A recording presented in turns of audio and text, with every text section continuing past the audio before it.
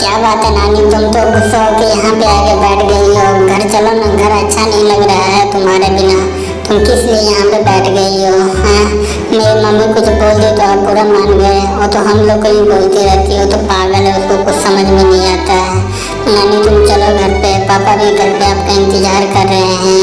अब किस लिए इस तरह कर रहे हैं? चले, आपके बगैर घर पूरा सूना सूना लग रहा है।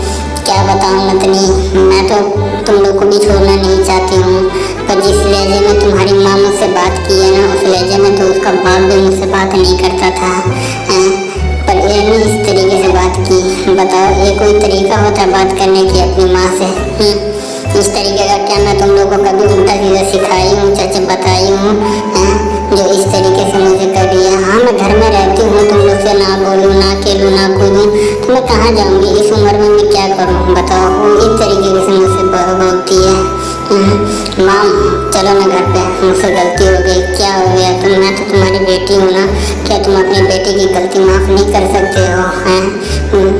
आप ही तो हो जो हमें समझती हो, आप ही तो हो जो हमारे घर को, हर चीज़ को संभाल कर रखी हुई हो, कभी किसी की बुरी निगाह नहीं पड़ने दी हो। माँ अगर आज मुझसे कुछ गलती हो गई तो आप इस तरीके से करेंगी? चलिए ना, चलिए घर पे, आपके बगैर घर हमारा सूना सूना लग रहा है।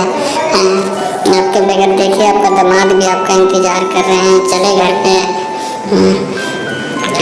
माँ बाप तो बच्चों की हर गलती को नज़रअंदाज कर देते हैं और माफ़ भी कर देते हैं, पर बच्चों को भी सोचनी चाहिए कि कभी ऐसा काम ना करना चाहिए जिससे माँ बाप को ही दुख तकलीफ हो। जाओ तुम घर पे। पता नहीं आजकल के बच्चों का भी क्या हो गया है, मिनट में कुछ रहते हैं और मिनट में कुछ और बन जाते हैं। मैं क्या करूँ, इन लोग को ना करूँ, मुझे खुद समझ में नहीं आता है। कभी इन लोग के साथ रहूं तो दूर भेजने की कोशिश करते हैं, और दूर रहूं तो पास बुलाने की कोशिश करते हैं। क्या हुआ? तुम तो माँ जी को लाने गए थे ना, आए नहीं हो, तुम ही तीनों आ गए। क्या हुआ? बात उठ हुई उनसे कि नहीं? कहाँ पे है वो? मैं तुमसे कुछ पूछ रहा हूँ, तुम लोग बोल क्यों नहीं रहे हो? क्या बात है? मिले कि नहीं? ये ले, अब मैं तुमसे कुछ बातें पूछ रहा हूँ तो तुम लोग रोना स्टार्ट कर दिए हो। इस तरीके से थोड़ी होता है।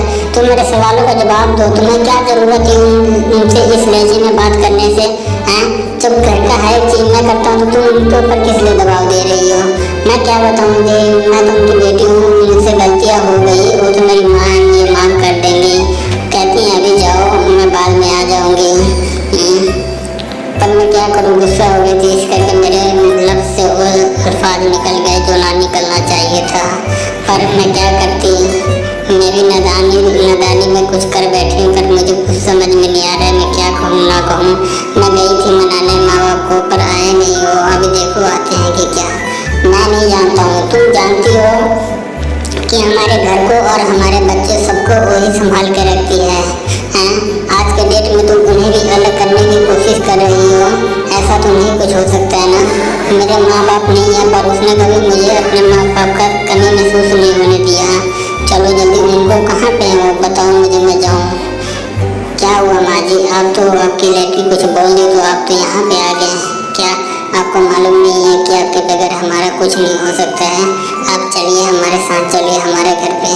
वो आज के बाद से तुम्हें कुछ नहीं बोलेगी। मैं आया हूँ आपको लेने के लिए, आप ज़रूर चलें। क्या मेरी भी बात नहीं मानेंगे आप? बेटा ऐसे कोई बात नहीं है कि मैं तुम्हारी बात ना मानूँ, चाहे मैं अपने बच्चे की बात ना मानूँ। मैं तो माँ हूँ ना, मैं तो सबकी गलतियाँ माफ़ कर दूँगी, पर मेरी गलतियों को कोई नहीं माफ़ कर पाता है। चलो कोई बात नहीं, देखा जाएगा आगे क्या।